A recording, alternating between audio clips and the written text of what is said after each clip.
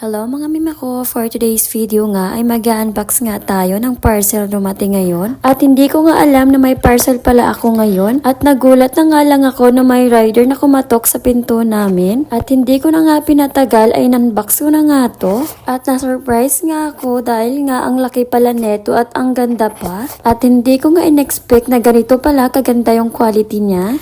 At pagkatapos ko nga in-unbox ay in-assemble ko na siya kaagad. And hindi ka nga mahirapan dito sa pag-assemble dahil sobrang dali lang. Kahit na mano-mano ay kayang-kaya. At hindi nga ako makapaniwala na meron na nga akong ganito sa bahay. Na dati nga ay pinapangarap ko lang to. At kung gusto mo rin magkaroon ng ganito sa bahay nyo, ay ilagay ko na lang yung link sa may yellow basket.